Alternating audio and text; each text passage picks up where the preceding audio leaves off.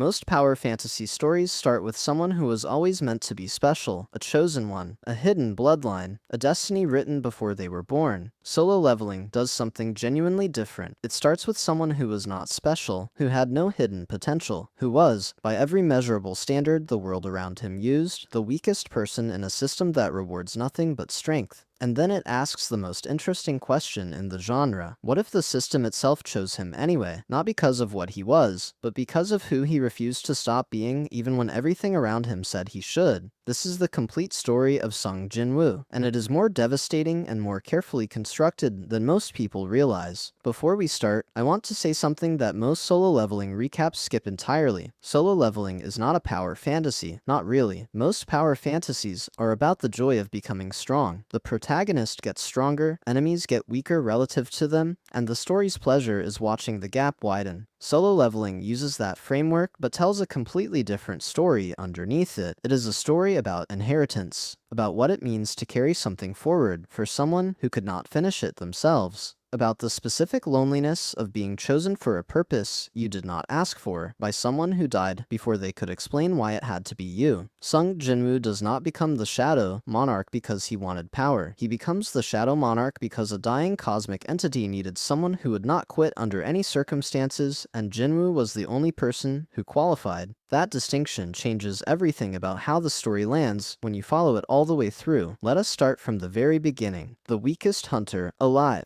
The world of gates and hunters. The world of solo leveling is contemporary South Korea, with one significant addition. 10 years before the story begins, gates began appearing across the world, dimensional portals connecting the human world to dungeons filled with monsters. These monsters, if left unchecked, will pour out of the gates and into the human world. The solution that emerged is hunters, human beings who awakened magical abilities after the gates first appeared, classified by power rank from E at the bottom to S at the top. Hunters enter dungeons, clear the monsters inside, and close the gates before the creatures can escape. This system has created an entire society structured around awakened ability. S-rank hunters are treated as national assets. E-rank hunters are barely considered worth the paperwork. The ranking is treated as fixed. You awaken at a certain level, that is what you are. That is what you will always be. Sung Jinwoo. Sung Jinwoo is 20 years old and is E-rank, the absolute bottom of the entire hunter hierarchy. He is not E-rank because he is cowardly or lazy or uncommitted. He is E-rank because his awakened ability is genuinely, measurably minimal. His stat values are the lowest ever recorded. His combat capability is roughly equivalent to an ordinary civilian who has been in a few fights. He hunts dungeons anyway, not because the money is good. E-rank dungeons barely pay. He does it because his mother is in a hospital in a coma requiring expensive ongoing treatment, and he is the only person she has. He hunts the lowest tier dungeons,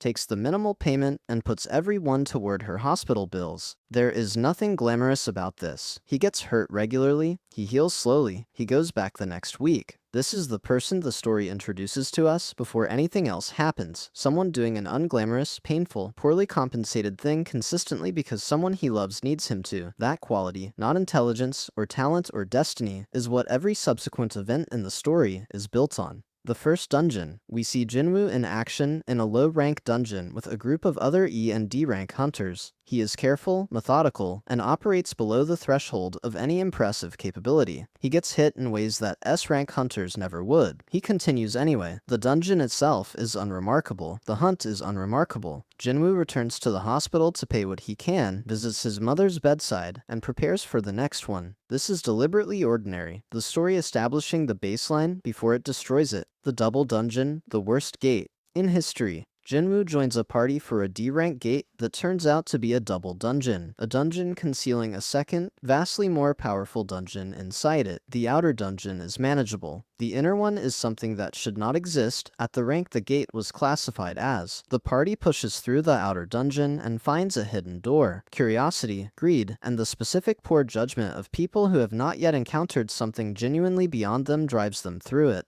The party pushes through the outer dungeon and finds a hidden door. Curiosity, greed, and the specific poor judgment of people who have not yet encountered something genuinely beyond them drives them through it. The inner dungeon is a Japtum rank dungeon, hidden inside a D rank gate. Every member of the party is immediately aware they are in something they cannot handle. Most of the party dies almost immediately to traps and monsters that operate at a completely different scale from what they prepared for. Jinwoo survives the initial chaos through a combination of awareness and the specific quality he has demonstrated from the first scene. He does not freeze. He assesses and moves. He also does something nobody else in the party does. He helps the people around him who cannot help themselves. He carries injured hunters. He buys time for people who cannot buy it for themselves. With no significant combat ability and no reasonable expectation of surviving, he spends his remaining time in this dungeon making sure others have a slightly better chance. This is the moment the system identifies him. Not the survival, the helping. The system appears. Jinwoo is the last survivor of the double dungeon incident. Critically injured, unable to move, he is watching himself die when a translucent window appears in front of him with text only he can see. You have been selected as a player. The system is the singular most important object in solo leveling. It presents itself like a game interface with quests, stat windows, inventory, and level progression. It tells Jinwoo he can grow stronger by completing quests, earning experience points, and allocating stat improvements. This is, in the context of a world that considers awakened ability permanently fixed at whatever level you manifested, a complete impossibility. Hunters do not level up. Hunters do not get stronger through effort. Hunters have the ability they have from the moment they awaken, and that never changes. What the system is offering Jinwoo is not just power, it is a contradiction of the fundamental rules of the world he lives in. He accepts. He has no other options. He is dying on the floor of a dungeon. He survives. The beginning of the climb, daily quests, and the punishment system. The system's early demands on Jinwoo are almost comically unglamorous. Daily quests requiring push-ups, sit-ups, squats, and running. Not magic training, calisthenics. The same physical conditioning any serious athlete does, except enforced by an interface that will kill him if he fails to complete them within the time limit. The punishment for failing a quest is death. Not metaphorical, actual death. The system is not a benevolent tool. It is a training program designed to produce a specific result, and it will eliminate the subject if they cannot meet its requirements. Jinwoo meets every requirement. This section of the story is doing something important. It is grounding Jinwoo's growth in actual physical progression before any of the magical elements of the power system take over. He is not gaining power through plot-given shortcuts. He is gaining it through consistent, repeated, unglamorous effort under threat of death, and he does not stop. Not when the training is exhausting, not when his body is failing, not when the quests feel arbitrary or punishing or disconnected from any visible goal. This is the system testing the quality it identified in him during the double dungeon. Consistency under pressure, not talent, not brilliance. The specific human stubbornness of someone who has been doing painful necessary things repeatedly for no reward except survival. First, real progress.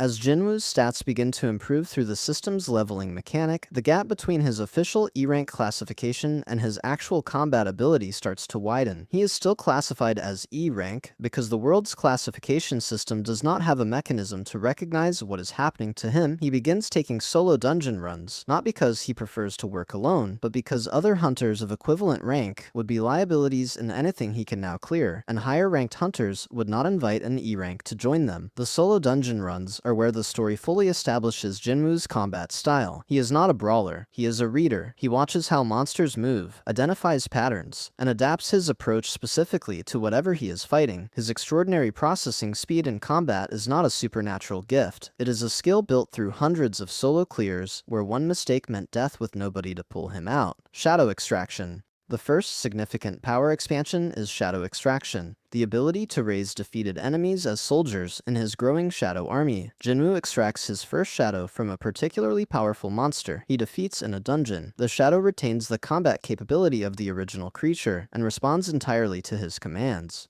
This ability is the one that separates Jinwoo's power trajectory from every other hunter in the world. Every strong enemy he defeats becomes a potential recruit. His army grows with every dungeon clear. His effective combat power compounds rather than increasing linearly, and each shadow soldier carries the actual capability of whatever Jinwoo defeated to claim them. The stronger the enemy, the more valuable the shadow. The world takes notice.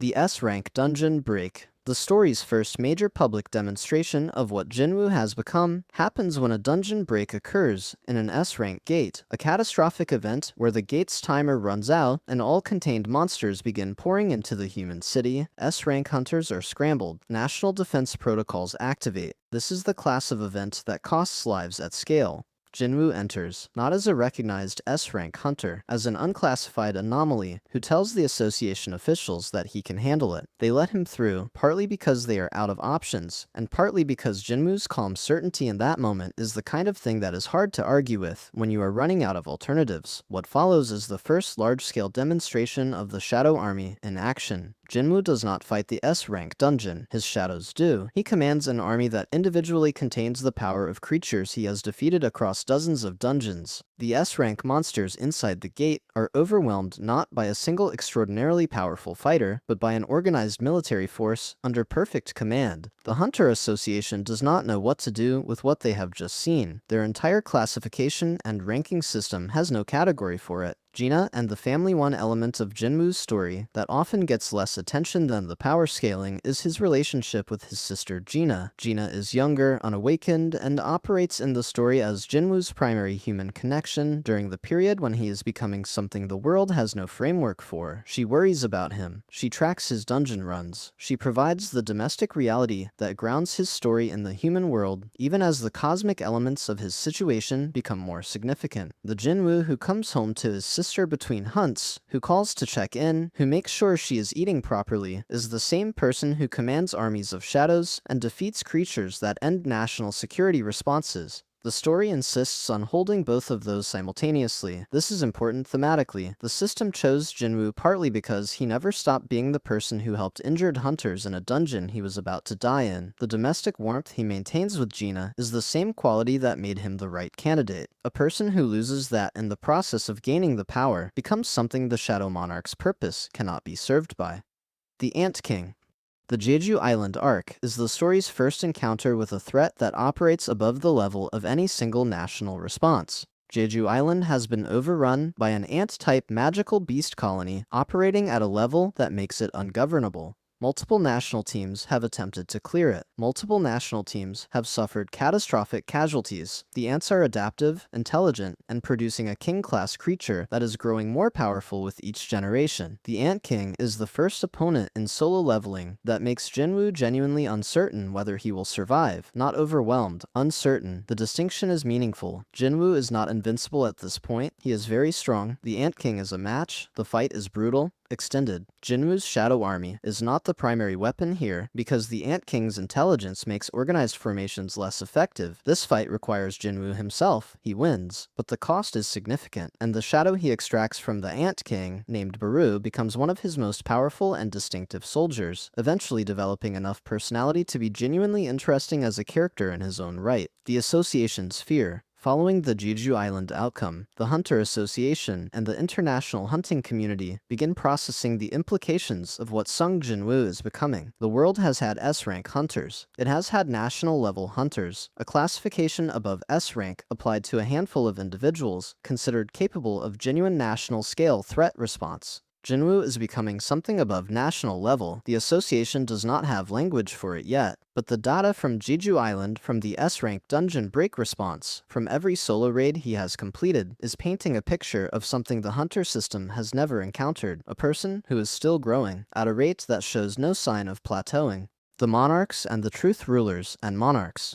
The story expands its scope dramatically when the rulers make contact. The rulers are cosmic beings who have existed for an incomprehensible duration, whose purpose is the protection of humanity from the monarchs, ancient entities that view human civilization as something to be consumed or destroyed. The hunters, the gates, the dungeons, all of it is explained as a consequence of this cosmic war being fought in a dimension adjacent to the human world. The gates are wounds in the boundary between dimensions caused by the monarchs testing the barriers. The monsters inside them are advanced forces. The rulers explain to Jinwoo what the system is, what Ashborn, the Shadow Monarch, was, why Jinwoo was chosen, and what is coming. The monarchs are going to attack the human world directly. The previous Shadow Monarch is gone. The rulers need a successor capable of fighting at the level the coming war requires. Jinwoo is that successor. The revelation recontextualizes everything. The double dungeon was not a random tragedy. The system appearing was not coincidence. Every dungeon, every shadow extracted, every stat point allocated was the preparation of a weapon for a war that was always coming. Jinwoo has been training for a war without knowing it for the entire story. Ashborn's story. The history of Ashborn is the most emotionally resonant part of the story's mythology. Ashborn began as one of the rulers, a guardian of humanity. He fought in the cosmic war against the Monarchs as part of the force protecting the human world, and then something changed. The absolute being, the creator of both rulers and monarchs, was dying. Ashborn could see it happening. He could see that the war would continue indefinitely regardless of victories, because the framework itself was broken. The rulers would never fully defeat the monarchs. The monarchs would never fully destroy humanity. The conflict was designed to be eternal. Ashborn defected, not to the monarchs. He became a third force, the Shadow Monarch. He used his ability to raise the dead as soldiers to build an army independent of both the rulers and the monarchs. He lost, eventually. The combined force of the rulers was more than even he could withstand, but he did not accept this as an ending. He designed a succession, a system, a method of passing his abilities, his purpose, and his throne to a human host who could eventually finish what he could not. He spent his remaining existence identifying the right person. He needed someone strong enough to carry monarch-level power, but also specifically, fundamentally, irreducibly human, because a purely power-driven host would simply repeat the cycle. Ashborn needed someone who would wield the Shadow Monarch's power in service of humanity without losing the quality that made them human. He found Jinwoo. The Monarchs arrive.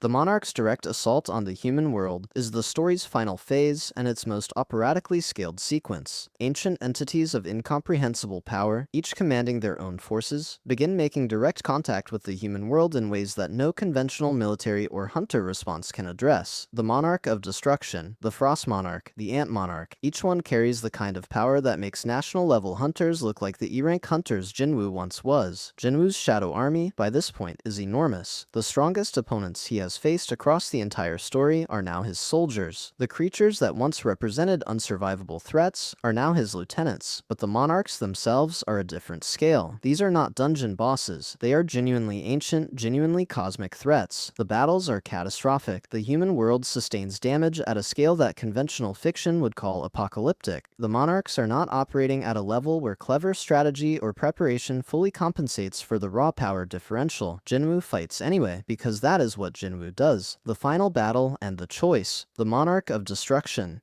The Monarch of Destruction is the final and most powerful opponent Jinwoo faces, not simply more powerful than the others, in the way stronger dungeon bosses are stronger. Fundamentally different in the scale of power output. The fight is not winnable in the conventional sense. Jinwoo throws everything at it, his full shadow army, his personal combat capability at its peak, the combined output of everything he has accumulated across the entire story. He falls short. The realization that he cannot win this fight as he currently is, and the simultaneous realization that losing this fight means the human world is destroyed, produces the story's most significant turning point. There is an option the rulers have not told him about, or rather, have told him about in terms that made it sound impossible.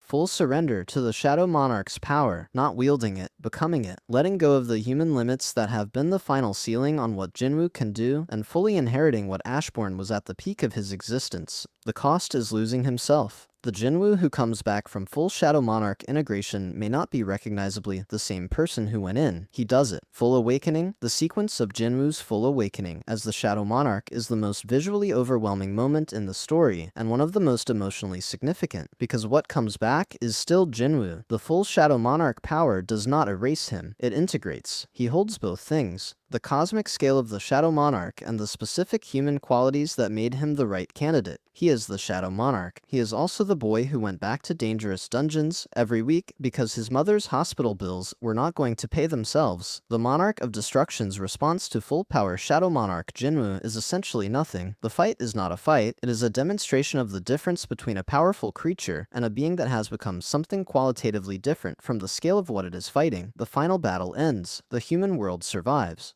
The time reset. The ending of solo leveling involves a choice that the story has been quietly building toward since the rulers first made contact. Ashborn's purpose was not just to defeat the monarchs, it was to end the cycle. The eternal conflict that the absolute being designed into the cosmos was supposed to eventually produce a being powerful enough to simply stop it, to go back to the origin point and change the conditions that created the conflict in the first place. Jinwoo uses the power of the completed Shadow Monarch throne to reset time, specifically to the period before the gates first appeared, before the dungeons, before the awakening of hunters, before his mother's illness, before the double dungeon. The human world is restored to a state before the cosmic war's interference scarred it. After the reset, the new timeline. In the new timeline, the gates do not appear, the monarchs do not arrive, the Hunter Association does not exist. The world looks like the ordinary contemporary South Korea it was before the series began. Jinwoo wakes up, his mother is healthy, Jinah is fine, his family is intact, but Jinwoo remembers everything. He is the only person who does. He has all his abilities from the previous timeline. He is the Shadow Monarch in a world that does not need a Shadow Monarch. He also carries something else, the memories of everyone he met in the previous timeline, the hunters he fought alongside, the shadows he raised, the people who died because of the war that is now not going to happen. He visits his old dungeon team members, who in this timeline are ordinary people living ordinary lives. He sees Shahai-in, the S-rank hunter he developed a relationship with across the story, who has no memory of him, what the reset actually means. The time reset is the story's final statement about what Jinwoo's journey was actually about. He spent the entire story becoming the most powerful being in the world, and then he used that power to make a world where that power is no longer needed. He made himself unnecessary by design. Ashborn needed a successor who would end the cycle rather than perpetuate it. Every Shadow Monarch before Jinwoo used the power to fight. Jinwoo used it to stop fighting from ever being necessary. That is the difference between a weapon and a person carrying a weapon. A weapon fights. A person with a weapon chooses whether to. Jinwoo chose to make the weapon obsolete.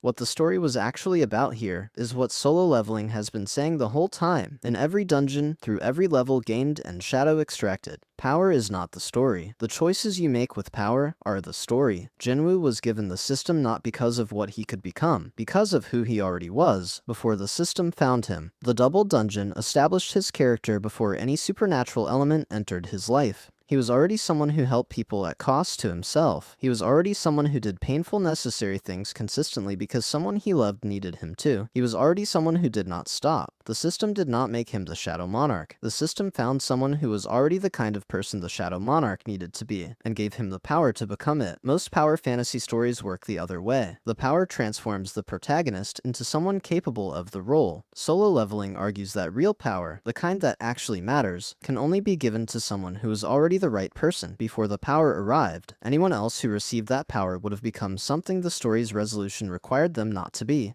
Jinwoo's gift was never the system. It was that he was already Jinwoo before the system found him. So that is the complete story of Sung Jinwoo, the weakest hunter alive, the last survivor of a dungeon nobody else walked out of, the boy who trained in his bedroom under threat of death because someone he loved needed him to keep going, the Shadow Monarch, the person who ended a war so ancient it predated human civilization, the only hunter in history who used unlimited power to make power unnecessary, and somewhere in a reset timeline, a young man who remembers everything is walking through a world that is whole because he refused to stop. That is the complete story of Sung Jinwoo, and it hits differently when you understand that the most important thing he ever did was not his strongest fight. It was going back to a low-rank dungeon the week after the one that almost killed him because someone needed him to. Do you think Jinwoo made the right choice resetting the timeline, or should he have used the power differently? Drop your answer in the comments. Subscribe for more anime deep dives every day. I will see you in the next one.